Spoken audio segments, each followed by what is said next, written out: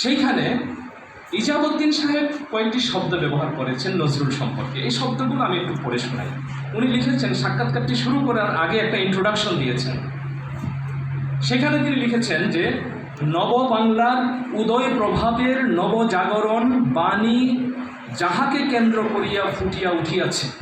শব্দগুলো খেয়াল করার মতো। নব বাংলার উদয় প্রভাতের নবজাগরণ বাণী যাহাকে কেন্দ্র করিয়া ফুটিয়া উঠিয়াছে, সেই কবি কাজী নজরুল ইসলাম সাহেবের সহিত কয়েকদিন পূর্বে বাংলার কয়েকজন বিশিষ্ট ব্যক্তি সহ সাক্ষাৎ করিতে গিয়াছিলাম। এই যে বিশেষণগুলো আমার কাছে মনে হয়েছে যে আজকে অনুষ্ঠানের যে থিমটি আপনারা নির্ধারণ করেছেন যে জাগরণের কবি নজরুল, এই সাক্ষাৎকারটিও কিন্তু শুরু হয়েছে ঠিক এই কথা দিয়েই। জাগরণ মানেই হচ্ছে নজরুল, এর বাইরে কোনো জাগরণ নেই। একটি মৃত জনপদে ভারতবর্ষ শুধু পরাধীন ছিল না, 190 বছর পর্যন্ত। ভাবতে অবাক লাগে যে 100 বছর 1757 থেকে 1857 এই টানা 100 বছর একটি কোম্পানি, ইস্ট ইন্ডিয়া কোম্পানি, একটি কোম্পানি গোটা ভারতবর্ষকে শাসন করেছে। এর চাইতে লজ্জার ইতিহাস পৃথিবীতে আমার মনে হয় কোথাও নেই। একটি কোম্পানির কাজ হলো ব্যবসা করা, বিজনেস করবে তার, কিন্তু একটি কোম্পানির দ্বারা আমরা শাসিত হয়েছি, শোষিত হয়েছি। 1 বৎসর 2 বৎসর নয়, টানা 100 বছর পর্যন্ত আমরা শোষিত হয়েছি। সেই ভারতবর্ষে, পরাধীন ভারতবর্ষে কাজী নজরুল ইসলামের জন্ম হলো 1899 খ্রিস্টাব্দে। বন্ধুগো তুলসী তোমারে দিয়াছি পতাকা মোদের 20 শতাব্দীর। নতুনের আবাহন নিয়ে তার জন্ম হলো। তার জন্ম তো হলো, তাকে আসলে আল্লাহ রাব্বুল আলামিন পাঠিয়েছেন আলোকবর্তিকা হিসাবে। একটি পরাধীন দেশে, পরাধীন ভারতবর্ষের স্বাধীনতার সূর্য হিসাবে তাকে এই ভারতবর্ষে আল্লাহ রাব্বুল আলামিন পাঠিয়েছেন 1899 খ্রিস্টাব্দে। সেই নজরুল ইসলাম, কাজী নজরুল ইসলাম, দেখুন একজন কবি এবং নবী, এই দুটি শব্দ কিন্তু খুব কাছাকাছি। কবি এবং নবী। তিনি তার আমার কৈফিয়ত কবিতার মধ্যে লিখেছেন, কবি ও অকবি যাহা বলো মরে মরে মুখ বুঝে তাই শৈশবী, বর্তমানের কবি আমি ভাই, ভবিষ্যতের নয় নবী। নবীরাও প্রত্যাদিষ্ট হন, কবিরাও কিন্তু প্রত্যাদিষ্ট হন। নবীরা পান ওহী আর কবিরা পান হচ্ছে ইলহাম। কিন্তু সব কবি ইলহাম পান না। যে কবির মধ্যে ইমানের সংশ্লিষ্টতা থাকে, সত্যের সংশ্লিষ্টতা থাকে, বিশ্বাসের সংশ্লিষ্টতা থাকে, শুদ্ধতার সংশ্লিষ্টতা থাকে, ভণ্ডামি থাকে না, তারা ইলহামটা পান। কাজী নজরুল ইসলাম ইলহাম প্রাপ্ত একটি নূর বা একটি বাতির নাম হচ্ছে কাজী নজরুল ইসলাম। তার বিষয়ে আমি পবিত্র কোরআন শরীফটা আমি একটু বুঝে পড়ার চেষ্টা করি। সূরা শুআরা, কবিগণ নামে একটি সূরা আছে, সূরা শুআরা 224 থেকে 227 নম্বর আয়াত আমি বারবার পড়ি। সেখানে আল্লাহ রাব্বুল আলামিন কবিদের নিয়ে খুব গুরুত্বপূর্ণ কথা বলেছেন। আল্লাহর কথা তো সবই গুরুত্বপূর্ণ, কিন্তু আমার সীমাবদ্ধতা নিয়ে আমি যেখানে খুব এক্সাইটেড হয়ে যাই, সেখানে আমার কাছে মনে হয় খুব বেশি গুরুত্বপূর্ণ। তো আল্লাহ রাব্বুল আলামিন বলেছেন, শুরুটা হলো এইভাবে, কবিদের কথা আলাদা। তারা তো মিথ্যার এক উপত্যকা থেকে আরেক উপত্যকায় বিচরণ করে, মায়াবন বিহারিণী হরিণী, কারোর সাথে কোনো সম্পর্ক নাই, বিচরণ করছে মিথ্যার এক উপত্যকা থেকে আরেক উপত্যকায় বিচরণ করে। কবিদের কথা আলাদা। কিন্তু সেই কবিরা হচ্ছে ব্যতিক্রম, যারা ঈমান এনেছে, যারা সত্য কথা বলে, যারা নির্যাতিত হলে প্রতিবাদ করে, খেয়াল করতে হবে কিন্তু, প্রতিবাদী বিদ্রোহ করে, তাদের কথা আলাদা। প্রতিটি বিষয় কিন্তু এই যে দুটি ভাগে আমরা বিভক্ত করেছেন কবিগণকে, একটি ভাগের সাথে কিন্তু সম্পূর্ণভাবে মিলে যাচ্ছে আমাদের জাতীয় কবি কাজী নজরুল ইসলামের জীবন এবং তার দর্শন, তার সৃষ্টি, সবকিছু নিঃসন্দেহে। তো কাজী নজরুল ইসলাম অন্ধকার ভারতবর্ষে তিনি এসেছেন আলোকবর্তিকা হিসেবে। তিনি জাগিয়েছেন। জন্মের পর থেকে আকাশটাকে তার কাছে খুব নিচু মনে হতো। আকাশটাকে, আমরা তো আকাশকে অনেক উঁচু মনে করি, কিন্তু তার কাছে খুব নিচু মনে হতো। সেই কাজী নজরুল ইসলাম দেখবেন যে তার যে পাখি উঠতে জানে সেই পাখি ছোটবেলা থেকে কিন্তু ঝাপটায়, তাই না, ঝাপটায়। আর যে পাখি উঠতে জানে না ছোটবেলা থেকে সে কিন্তু মরে থাকে, মৃত। তিনি যে জাগরণের কবি হবেন সেটি কিন্তু তার ছোটবেলা থেকেই তিনি বুঝিয়ে দিয়েছেন। দায়িত্ববোধের প্রশ্নে আমরা যদি দেখি যে তিনি, তার পিতা যখন ইন্তেকাল করলেন মাত্র 9 বছর বয়সে, তার বয়স 9 বছর এতিম হয়ে গেলেন, সঙ্গে সঙ্গে তিনি কিন্তু মক্তবে শিক্ষকতার চাকরি নিলেন। শিক্ষকতার চাকরি মাজারের খাদেম, মসজিদের মুয়াজ্জিন, এই কাজগুলো করে তার যে উপার্জন হতো সেই উপার্জনের টাকা বিধবা মায়ের হাতে তিনি তুলে দিতেন। আপনারা সবাই জানেন সেগুলো। তারপরে লেটু দলে যখন যোগ দিলেন, লেটু দলে খুব অল্প সময়ের মধ্যে তিনি লেটু দলের তিনি প্রধান হয়ে গেলেন, লিডার, সবার লিডার, মুরব্বীরা, বয়োজ্যেষ্ঠরা তাকে শ্রদ্ধা করে, সবাই শিষ্য হয়ে গেল, তিনি লিডার, লেটু দলের প্রধান। সেখান থেকে তার যে উপার্জন হতো, আমি অর্থনৈতিক বিষয়গুলো আমি একটু রিলেট করার চেষ্টা করছি, সেখান থেকে তার যে উপার্জন হতো সেগুলো কিন্তু তার মায়ের হাতে তুলে দিতেন। তারপর যখন তিনি স্কুলে পড়াশোনা করার সময় যে বৃত্তি পেতেন, বৃত্তির টাকাগুলো কিন্তু তার ভাই, ছোট ভাই কাজী আলী হোসেন সাহেবকে বলেই রাখতেন যে মাসের প্রথম দিনই তুমি আসবে, এসে টাকাটা নিয়ে যাবে, নিয়ে মায়ের হাতে দিবা, কারণ টাকাটা হাতে থাকলে ছোট মানুষ তো বন্ধু বান্ধবরা খেয়ে ফেলতে পারে। এতটুকু সেন্স অফ রেসপন্সিবিলিটি তার ছিল ছোটবেলা থেকে। তার মানে তিনি জেগে আছেন, জেগে আছি আমি দায়িত্ববোধের প্রশ্নে, যে মা বিধবা, তাকে আমার দেখতে হবে, আমার ভাই বোনেরা আছে তাদের দেখতে হবে। এই যে সেন্স অফ রেসপন্সিবিলিটি, এগুলো একজন মৃত মানুষ কখনোই চিন্তা করতে পারে না। তারপরে দেখুন যে দশম শ্রেণীতে থাকা অবস্থায় যখন প্রিটেস্ট পরীক্ষায় তিনি প্রথম স্থান অর্জন করলেন, ফার্স্ট বয়, কিন্তু তিনি সব কিছু বাদ দিয়ে চলে গেলেন প্রথম বিশ্বযুদ্ধে। কেন যুদ্ধে চলে গেলেন? কারণ দেশ মাতাকে মুক্ত করতে হবে, দেশ মাতৃকার মুক্তি সংগ্রামে অগ্রণী ভূমিকা পালন করতে হবে। তাহলে কি করতে হবে? যুদ্ধ শিখতে হবে। তাহলে যুদ্ধ শিখতে হলে কি করতে হবে? যুদ্ধে যেতে হবে। চলে গেলেন যুদ্ধে, তিনি যুদ্ধ করে আসলেন। যুদ্ধ করে এসে তিনি কী করলেন? আপনারা সবাই জানেন, নিশ্চয়ই জানেন, যে ব্রিটিশ এক্স সোলজার হিসাবে তিনি কিন্তু চাকরির অফার পেয়েছিলেন, সাব রেজিস্ট্রারের চাকরি।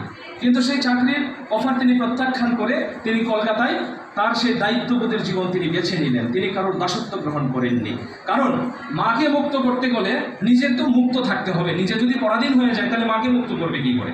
তিনি পরাধীনতার জিনজিরে নিজেকে আবদ্ধ করেননি। তিনি একটা অনিশ্চিত জীবনকে বেছে নিলেন, চ্যালেঞ্জকে তিনি বেছে নিলেন, চ্যালেঞ্জ। তো সেইখানে এসে দেখুন, বিদ্রোহী কবিতা রচনার আগেই কত কিছু তিনি লিখে ফেলেছেন। তিনি, আমরা অগ্নিবীণা কাব্যগ্রন্থে, আমি ওই দিকে ডিটেল যাচ্ছি না, কত কিছু লিখে ফেলেছেন। প্রতিটি কথা, প্রতিটি শব্দ কিন্তু যে তার দায়িত্ববোধ থেকে আসা। তিনি নিজে পরবর্তীকালে লিখেছেন যে আমি কোনো কিছুই কল্পনা থেকে সৃষ্টি করিনি, আমার প্রতিটি সৃষ্টি আমার জীবনের অভিজ্ঞতা থেকে নেওয়া। এখানে পবিত্র কোরআন শরীফের একটি আয়াতকে রিলেট করা যায়, রাব্বানা মা খালাকতা হাযা বাতিলা, যে মানুষকে আল্লাহ বলছেন যে তোমরা দাঁড়িয়ে, বসে, শুয়ে সকল অবস্থায় আমার সৃষ্টি নিয়ে তোমরা গবেষণা করো।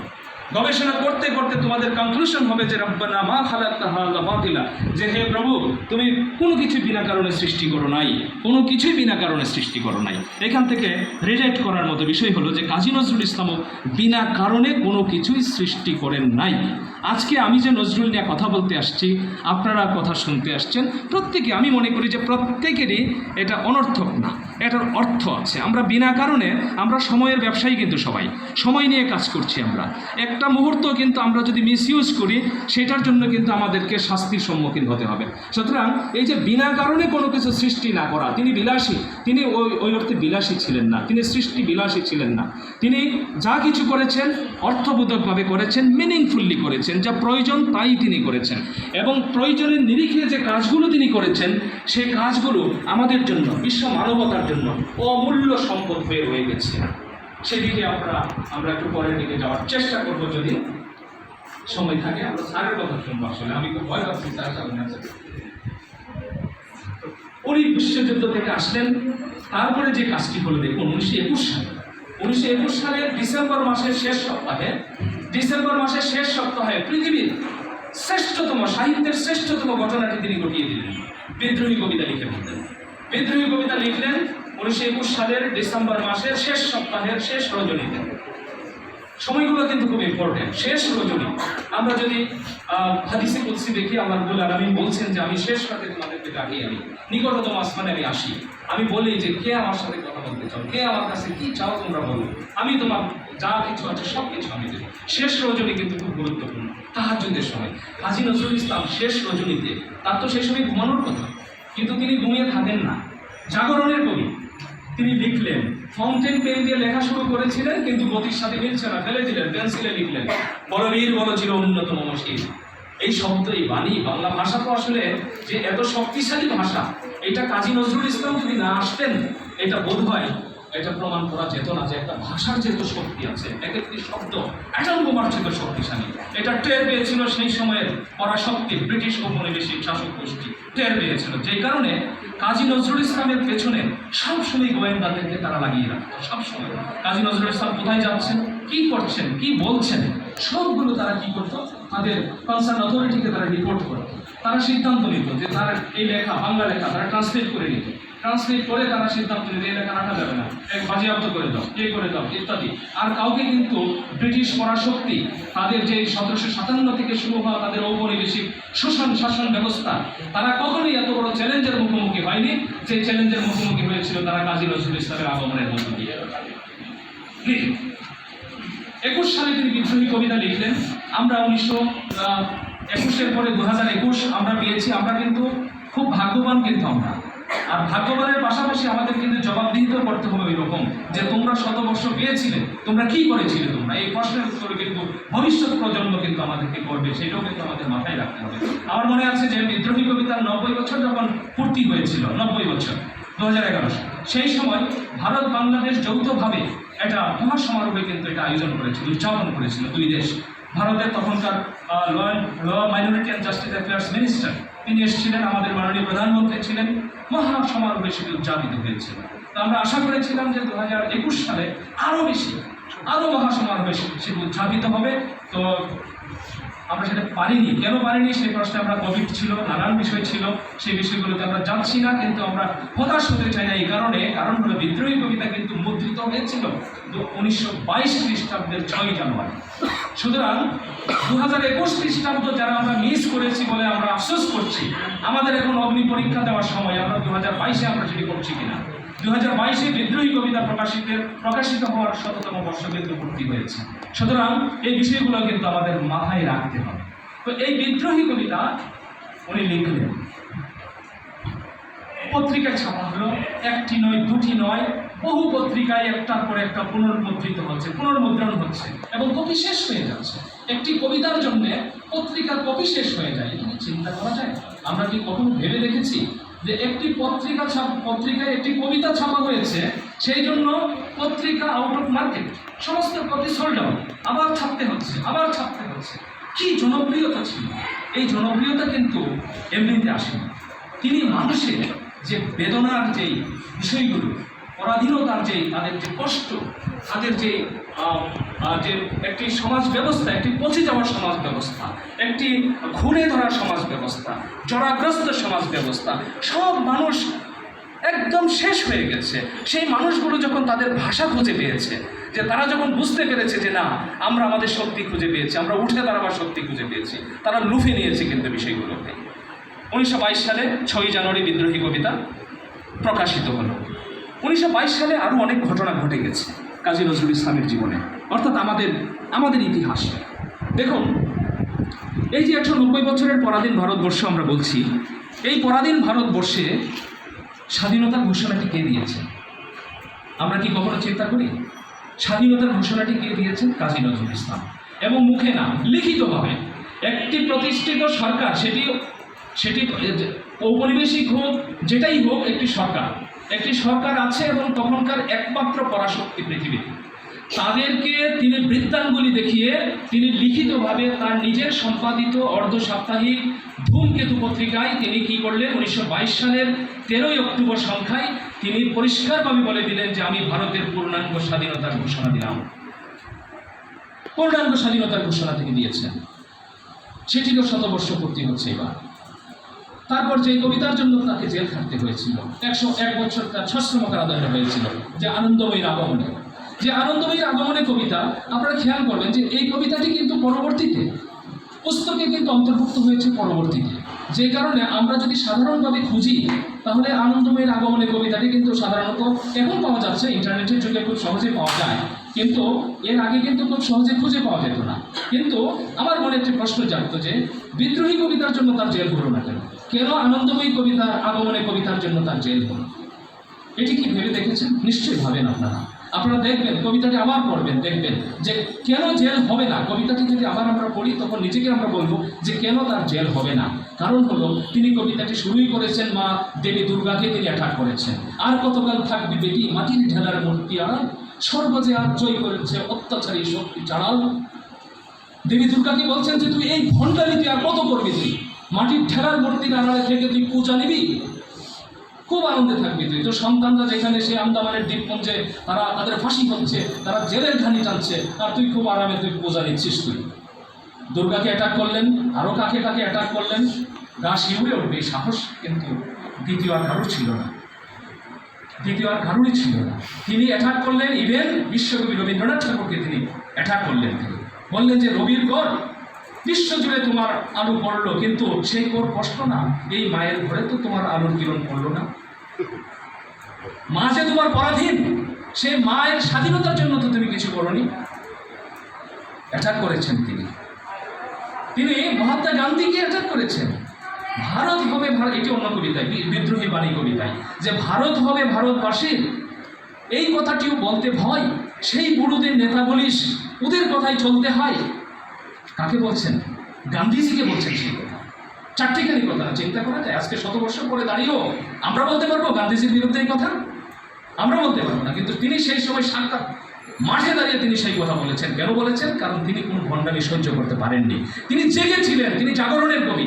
যেই কারণে প্রতিটি মানুষের, প্রতিটি শক্তি, প্রতিটি সংস্থার যে ভণ্ডামি, সেই ভণ্ডামিগুলো তার কাছে পরিষ্কারভাবে চোখে ধরা পড়ত, এবং সেই ভণ্ডামির বিরুদ্ধে তিনি বিদ্রোহ করেছেন। তিনি বিদ্রোহ করেছেন, কিন্তু আসলে কি তিনি বিদ্রোহী? তিনি তো আসলে প্রেমিক। আমি বলবো তিনি প্রেমের কবি, তিনি প্রেমের কবি, এবং সেই প্রেমের মধ্যে কোনো ভেজাল ছিল না বলেই তিনি বিদ্রোহ করতে পেরেছেন। আমি আপনাকে ভালোবাসি, আমি মাকে ভালোবাসি, মাকে আরেকজন ধরে নিয়ে যাচ্ছে, মাকে আরেকজন ধর্ষণ করছে, আর আমি সুন্দর কাব্য রচনা করছি, সঙ্গীত রচনা করছি, আমি পুরস্কার নিয়ে যাচ্ছি সারা পৃথিবী থেকে। এটা কি ভালোবাসা? ভালোবাসাটা তখনই আমি বলবো সেই মাকে যদি আমি রক্ষা করতে পারি, অপরের হাত থেকে যদি আমার মাকে, মার ইজ্জত, আব্রু, সম্মান, তার স্বাধীনতাকে আমি যদি রক্ষা করতে পারি, তাহলে আমি বলবো যে আমি সত্যি সত্যি আমার মাকে ভালোবেসেছিলাম। তাহলে কাজী নজরুল কিন্তু সত্যিকার অর্থে তিনি ছিলেন ভালোবাসার কবি, তিনি প্রেমিক কবি, এবং সেই প্রেমের মধ্যে কোনো খাদ ছিল না, কোনো ভেজাল ছিল না। সেই কারণে তিনি বিদ্রোহ করেছেন। তিনি দেখেছেন যে পরাধীন, সুতরাং পরাধীনতার বিরুদ্ধে আমাকে কথা বলতে হবে। জীবনের তো পরোয়া করি না তিনি, জীবনের পরোয়া তিনি করেননি। সেই কারণে তিনি স্বাধীনতার ডাক দিয়েছেন, আর কেউ ডাক দেয়নি। তিনি চটার সুতা তিনি কেটেছেন, কিন্তু গান্ধীজির সাথে উনি অনেকদিন সময় কাটিয়েছেন, সুতা কেটেছেন। তাকে বলেছেন যে আপনি স্বাধীনতার ঘোষণা দেন, কিন্তু উনি বললেন যে সময় আসেনি। স্বরাজ আন্দোলন, উনি বললেন যে স্বরাজের নামে কি 6 পয়সা 9 পয়সা তোমরা খাচ্ছ, ঘুষ খাচ্ছ, সেই কথা তো আমি জানি। আনন্দময়ী আগমনের কবিতায় সেই কথাও তিনি বলেছেন। 5,000 টাকা কে ঘুষ খেয়েছে ব্রিটিশদের কাছ থেকে, কথা লেখা আছে সেই কবিতায়। যেই কারণে ওই কবিতায় ব্রিটিশরা শুধু খেপে নাই, খেপেছে আমাদের এই অঞ্চলের লোকেরাও কিন্তু খেপেছে। সবাই মিলে, এই দুই শক্তি মিলে কিন্তু তাকে জেলখানায় ঢুকিয়েছে। কিন্তু তাকে কি তিনি দমে গিয়েছেন? জেলখানায় গিয়েও তো তিনি একই কাজ করেছেন তিনি, তাই না? তিনি লাথিমার ভাঙড়ে তালা, যত সব বন্দিশালায় আগুনের জ্বালা বলেছেন তিনি, তাই না? জাগরণ, এগুলো হচ্ছে জাগরণের কথা। এখন এই যে জাগরণ, তিনি কিন্তু সবাইকে জাগিয়েছেন, কাউকে বাদ দেননি। একজন স্রষ্টা যেমন কাউকে বাদ দেন না, তিনি কাউকে বাদ দেননি। তিনি হিন্দু, মুসলিম, বৌদ্ধ, খ্রিস্টান সবাইকে তিনি ধারণ করেছেন। যার যেই সমস্যা আছে খুব ভালোবেসে সেই সমস্যাগুলো তিনি সমাধান করে দেওয়ার চেষ্টা করেছেন, দিক নির্দেশনা দিয়েছেন তিনি সেই সমাধানগুলো, যে কিভাবে করলে। হিন্দুদেরকে তিনি বলেছেন যে তোমাদের এটা করতে হবে, মুসলমানদেরকে বলেছেন তোমাদের অতীত কত সুন্দর অতীত ছিল, তোমরা এখন ঘুমিয়ে আছো কেন, তোমরা জেগে ওঠো। বৌদ্ধ, খ্রিস্টান সবাইকে তিনি জাগিয়ে তুলেছেন। আমরা যদি দেখি সকল পেশাজীবী মানুষ, ছাত্র, শিক্ষক, চাকরিজীবী, চাকরিটাকে তিনি খুব অপছন্দ করতেন, কিন্তু তারপরও যে যেখানে ছিল সবাইকে তিনি কিন্তু জাগিয়ে দেওয়ার চেষ্টা করেছেন। আমরা ছাত্রদলের গান জানি, আমরা কৃষকের গান জানি, আমরা দিবরের গান জানি, জেলের গান জানি। নারীদেরকে তিনি সামনে এগিয়ে নিয়ে এসেছেন, যারাই পিছিয়ে আছে সবাইকে তিনি সামনে নিয়ে এগিয়ে এসেছেন। কারণ কি? এটাই তার রেসপন্সিবিলিটি। কাউকে, একজন স্রষ্টা যেমন কাউকে বাদ দিতে পারেন না, কাজী নজরুল ইসলাম তিনি প্রিন্সিপাল ইব্রাহিম খাঁকে একটা চিঠির উত্তর দিয়েছিলেন। আপনারা সবাই সেটি জানেন যে 1927 খ্রিস্টাব্দে একটা চিঠির উত্তর দিয়েছিলেন 2.5 বছর পরে, এবং তিনি লিখেছিলেন, শুরুটা হলো এভাবে যে স্রষ্টা ব্রহ্মার মানে 80 বছর, একদিনে নাকি আমাদের 80 বছর, হ্যাঁ, তো আমি সেই স্রষ্টা না হলেও আমিও তো ছোটোখাটো স্রষ্টা, যে কারণে আমি চিঠির উত্তরটি দিতে আমার দেরি হয়ে গেল, 2.5 বছর সময় লেগে গেল। এখান থেকে বোঝার বিষয় হলো তিনিও একজন স্রষ্টা। তো একজন স্রষ্টার যত বৈশিষ্ট্য থাকতে হয়, সকল বৈশিষ্ট্য তার মধ্যে ছিল। তিনি মিনিংলেস কোনো কিছু সৃষ্টি করেন নাই, তিনি কারোর ক্ষতি করে কোনো কিছু সৃষ্টি করেন নাই, কারোর সাথে কোনো ধরনের ভণ্ডামি করেন নাই, বরং সবাইকে তিনি ভালোবেসে সবাই যেন সুখে শান্তিতে এই সুন্দর পৃথিবীতে আনন্দের সাথে যেন সবাই থাকতে পারে। তিনি কিন্তু আনন্দের কবি, নিজে কষ্ট করেছেন কিন্তু আনন্দের কবি। তিনি তার লেখার মধ্যে দেখবেন যে আনন্দ ঢেউ খেলে যাচ্ছে, আনন্দের ঢেউ বহু লেখার মধ্যে আছে। কিন্তু যেখানে বেদনার কথা, যেখানে মানুষ না খেয়ে আছে, সেখানে তো আনন্দ করলে চলবে না, সেইখানে তিনি ঘা দিয়েছেন, আঘাত করেছেন, বিদ্রোহ করেছেন। মুসলমানদেরকে বলেছেন, যারা বিত্তশালীদেরকে বলেছেন, দে জাকাত, তোরা দে রে জাকাত। তোর দিল খুলবে পরে, ওরে আগে খোলো হাত, তোর আগে হাত খোলো তারপরে দিল খোলো। এখন আমরা দেখবো যে সমাজে দেখবেন বিত্তবানরা বলে যে আমার জানটা দিয়ে দিব তোমার জন্য, কিন্তু সম্পদ দিবে না। এই ভণ্ডামি কিন্তু কাজী নজরুল ইসলাম খুব সুস্পষ্টভাবে তার কাছে পরিষ্কার ছিল, যেই কারণে তিনি সবাইকে সেখানে অর্থনৈতিক বলেন, সামাজিক বলেন, রাজনৈতিক বলেন, পারিবারিক বলেন, এবং সবচেয়ে বড় কথা যে আত্মজাগরণ যদি না হয় তাহলে বিশ্ব জাগরণ হবে না। আত্মজাগরণের কবি হলেন কাজী নজরুল ইসলাম। বিদ্রোহী কবিতা এই কারণে বারবার আমি কথাটি এসছে যে সহসা আমারে চিনিয়াছি, আমার খুলিয়া গিয়াছে সব বাঁধ। তাহলে আমার একটি আবেদন থাকবে, সময় বেশি নিয়ে নিলাম আমি, আবেদন থাকবে আপনাদের সবার প্রতি, বিশেষ করে আমার শিক্ষার্থীদের প্রতি, যে নিজেকে চিনতে হবে এবং নজরুলকে চিনতে হবে নিজের স্বার্থে। নিজের স্বার্থটা কি? আপনি যদি নজরুলকে বুঝতে পারেন, আপনার যে প্রাণ শক্তি আছে, আপনার যে সৃষ্টি শক্তি আছে, আপনার যে সামর্থ্য আছে, আমি আপনাকে গ্যারান্টি দিয়ে বলতে পারি এটা শতগুণ বেড়ে যাবে। এই কথা বলে আমার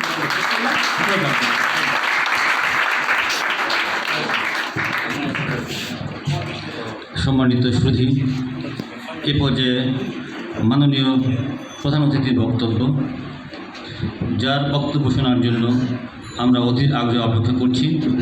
কবি নজরুল ইনস্টিটিউটের সম্মানিত নির্বাহী পরিচালক, গণপ্রজাতন্ত্রী বাংলাদেশ সরকারের অতিরিক্ত সচিব, দেশ বরেণ্য নজরুল গবেষক, আমাদের সকলের শ্রদ্ধেয় জনাব মোহাম্মদ জাকির হোসেন। আমি প্রধান অতিথি মহোদয়কে বক্তব্য প্রদান করার জন্য বিনীতভাবে অনুরোধ করছি।